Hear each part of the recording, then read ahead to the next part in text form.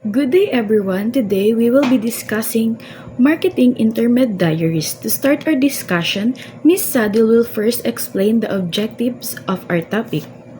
We have here the three objectives of the marketing intermediary. So number one is to understand the concept of retailing and the types of retailers. So by explaining this topic, you will understand what is the retailing and the types of retailers. So number two is that to explain the meaning of the wholesalers and the function of wholesalers. So after this topic, you will know the meaning of the wholesaler and the function of wholesaler. So number three is to discuss the concept of logistics. So upon explaining all these three objectives, you will know the meanings on the topics of the market intermediaries. So, introduction about the marketing intermediaries. So, it is a rational decision regarding the marketing intermediaries can be taken after all the relevant factors are taken into consideration. The procedures for the purpose will depend upon the nature of the product. So, we have here the three main criteria for the choice of distribution channels are. So, number one is maximum. So, by maximum geographic coverage. So, it is to ensure that the product will reach the widest market for the higher sales. So, number two, letter B rather, is the maximum promotion effort. So, it is the intermediaries will help to boost the brand awareness and demand. Number three is the minimum cost. So, it is to efficient distribution at the lowest expense. So the procedure, it is to distribution at the lowest expense. So yun yung three criteria para sa pag-distribute ng mga products. So number three, the last is the product for selecting the intermediary for the established product will be different from the following for new product. So the retailer and the wholesalers are the middlemen in the process of marketing. So they provide a link between the manufacturers and the consumers. So the concept of retailing. So retailing is a selling product directly to the consumers. So nag-start ito sa mga peddlers, ngayon ay naging competitive na. Kailangan lang ng tamang price, location, and selection at reputation. So bumibili mula sa manufacturers or wholesalers, then binebenta sa stores or online. Kasama dito yung delivery at customer service. Then sa supply chains naman bago makarating sa consumers. So next is the types of retailers. So number one is department stores. So these are the big stores that sells a wide variety of products like clothes, cosmetics, electronics, and furniture. Parang collection lang siya ng mga specialty stores sa loob ng isang malaking tindahan, pero isang company lang yung nagmamanage nito. They also provide high quality service and sell items from budget friendly to high-end brands. So, next is yung supermarket. So, it focus sa foods and drinks, pero nagbabenta na rin to ng mga home essentials like fashions at electronics. Since they buy in bulk, they offer lower prices. Ilang example nito is yung SM Supermarkets, Pure Gold at Robinson Supermarkets. Next is yung warehouse retailers. So, these stores are located in areas where rent is cheaper. Kaya mas mababa rin ang presyo ng mga paninda. Hindi sila super fancy pero sulit yung price na makukuha mo sa product nila. A good example nito is yung SNR membership shopping. Next is the specialty retailers. So, it is a store na nagbebenta ng specific product categories like yung mga shoes, books, or sportswear. They provide expert advice and add value through the accessories and related products like yung mga Nike shoes, mga sportswear, at Pet Express for pet supplies. Number 5 is yung e-tailers or online stores. So these online shoppers where you can order products and have them delivered at your home. Since they don't have physical stores, mas mura ang presyo ng mga products nila. Some example nito yung mga Shopee or Lazada and Zalora. Number 6 is yung convenience retailers. So, these are the small stores found in residential areas. It offers a limited selection of products at slightly high prices and it focus sa mga convenience, kaya open sila hanggang sa late at ideal para sa mga emergency purchases. Example nito is yung mga 7-Eleven and Ministop. Number 7 is yung discount retailers. So, nagbebenta sila ng mga products at lower price and it usually dahil ito ay end of line, older stock or return goods. Hindi sila masyado nakafocus sa latest trends pero okay para sa mga tipid shoppers dyan. Yung example nito is yung mga example are Japan Home Center and Daiso and Mr. DIY. Number 8 is yung boutiques or concept stores. So, ito yung mga boutique stores that focuses on the high-end or unique fashion pieces. Concept stores, on the other hand, it sells only one brand and are managed by that other brand. Examples include our Louis Vuitton, Gucci, and Chanel. Number 9 is the hypermarket. So these are super large store that combine supermarkets and department store. They offer grocery, clothing, appliances, and more at the low prices. Dahil malaki ang operation nila, mas mababa ang operational cost. Example, yung mga SM Hypermarket and Pure Gold Extra.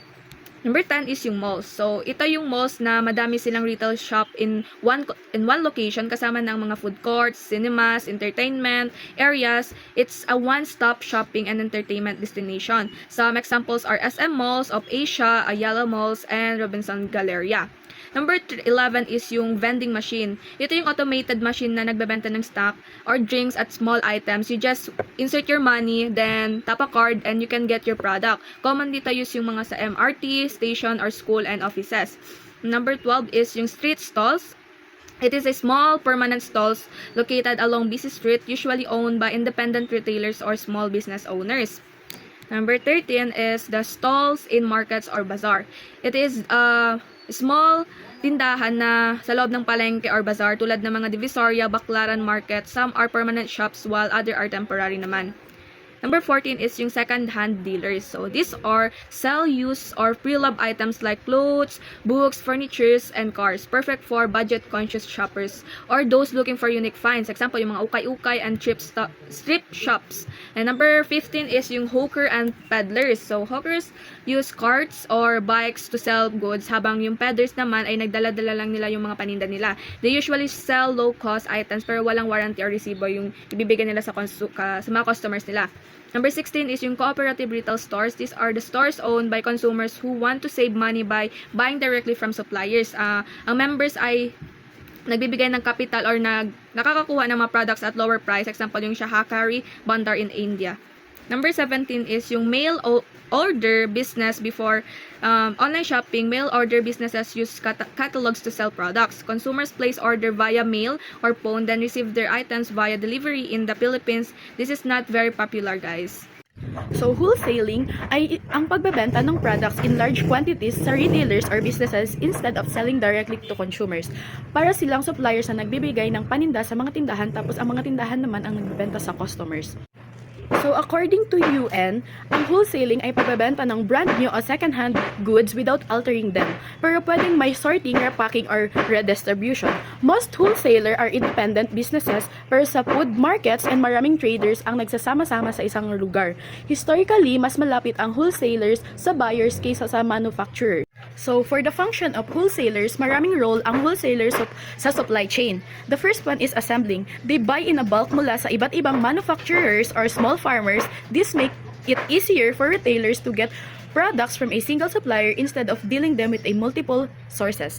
The second one is a warehouse or storage. Since production and demand don't always match, nag-iimbak sila ng products para maiwasan ang shortage. This also help keep prices stable. The third one is dispersion, breaking of bulk. Wholesaler buy in a bulk then sell in a smaller quantities of retailers. This help retailers avoid overstocking and manage inventory better. The fourth one is transportation. They handle the movement of goods from manufacturers to warehouse and retailers. Since the transportation in a bulk, mas nakakatipid sila sa cost. Some even own their own truck and delivery fleets. So the fifth one, financing. Wholesalers pay manufacturers upfront then sell on credit to retailers.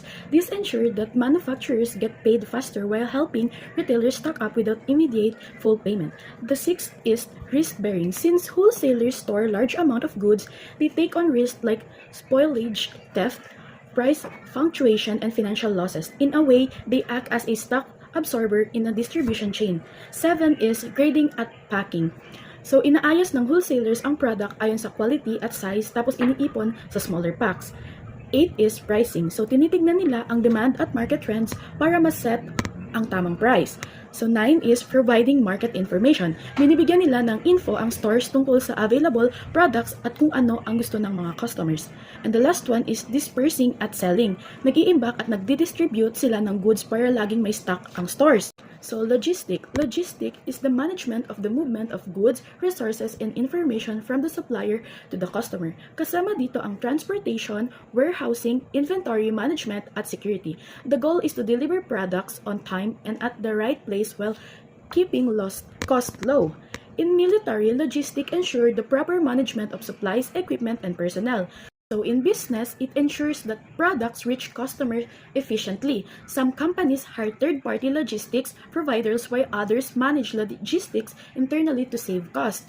Marketing logistics focuses on planning and controlling product movement to ensure customer satisfaction while keeping the business profitable. So the first one, ordering process, ensures that orders are processed quickly and accurately to keep customers happy and minimize error. The second one is warehousing.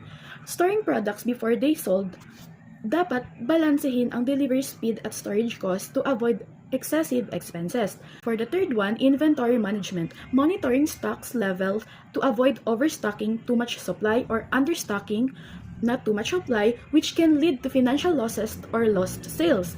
So number 4, transportation. Choosing the best method for shipping goods, businesses may use a mix of transport modes, truck, ships, or air freight to reduce cost and ensure efficiency. Some companies own their own vehicles while others rely on private carriers or public transport service.